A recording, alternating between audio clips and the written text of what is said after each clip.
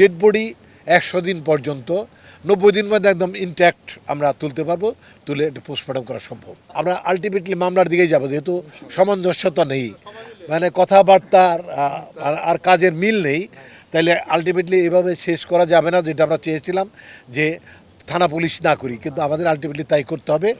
আর আপনার আগে বলেছি যে ডেড বডি 100 দিন পর্যন্ত 90 দিন মধ্যে একদম ইনট্যাক্ট আমরা তুলতে পারবো, তুলে এটা পোস্টমর্টম করা সম্ভব। এ বিষয়ে অবশ্যই আমরা আনবো, তাকে আমরা খোঁজ লাগিয়েছি, আনবো।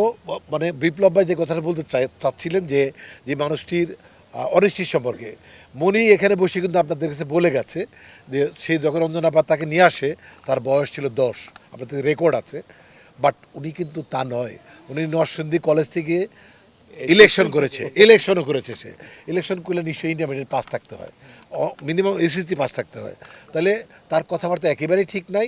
এবং আপনি যেটা বললেন, অবশ্যই আমরা তদন্তের স্বার্থে সবার কাজের বুয়া যিনি ছিলেন সে অনেক বেশি জানবে, এবং তার সম্পৃক্ত উনিও ছিলেন, আন্না ছিল, মুক্তি ছিল এবং ইউসুফ খান ছিল, সবাই তার পরিবারের সাথে যারা যুক্ত ছিল তারা আমাদেরকে অনেক কিছু ইনফরমেশন দিয়েছে, যেটা আপনাদের ভবিষ্যতে আপনাদের জানাতে পারবো এবং আমাদের কাজে লাগবে ইনশাল্লাহ। আমরা বিশ্বাস করি যে খুব সহসায় এই রহস্য আমরা উদ্ঘাটন করে আপনাদের ক্লিয়ার করতে পারবো। এটা আমরা কিন্তু এখনো তদন্ত কিছুই করি নাই, এটা আমরা মিলাবো, আমরা রিপোর্ট জোগাড় করছি, রিপোর্টগুলো জোগাড় আমরা তদন্ত করে রিপোর্ট দেবো। রিপোর্ট দিয়ে অবশ্যই এই যে আমাদের এখানে মাহবুব সানি ভাই আছেন, মিউজিক ডিরেক্টর, উনি মামলা করবেন, আমরা ওনাকে মামলা করাবো। এখানে অ্যাডক খান আছেন, সেও মামলা করতে রাজি আছে।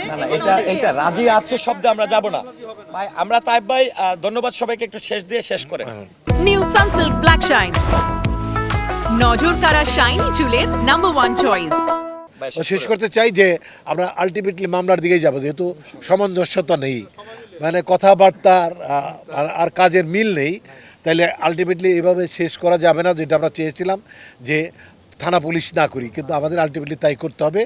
আর আপনার আগে বলেছি যে ডেড বডি 100 দিন পর্যন্ত 90 দিন মধ্যে একদম ইনট্যাক্ট আমরা তুলতে পারবো, তুলে এটা পোস্টমর্টম করা সম্ভব।